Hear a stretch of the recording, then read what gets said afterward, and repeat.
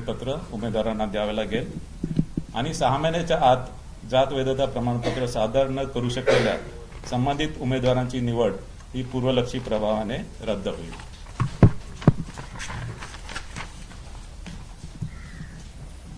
या निवडणुकीमध्ये एकूण मतदार हे 3,48,78,017 असणार आहेत।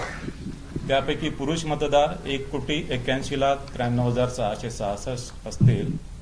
स्त्री मतदार 1,66,19,755 असतील आणि इतर मतदार 4,590 असतील। या निवडणुकीमध्ये 39,147 इतके मतदान केंद्र निश्चित करण्यात आलेले आहे। ही निवडणूक इलेक्ट्रॉनिक वोटिंग मशीनच्या माध्यमाने घेतली जाईल आणि त्यासाठी कंट्रोल युनिट 43,958 असतील, बॅलेट युनिट 87,916 असतील।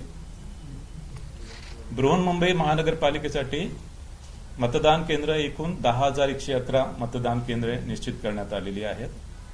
यामध्ये बृहन्मुंबई महानगरपालिकेसाठी कंट्रोल युनिट 11,349 असतील, बॅलेट युनिट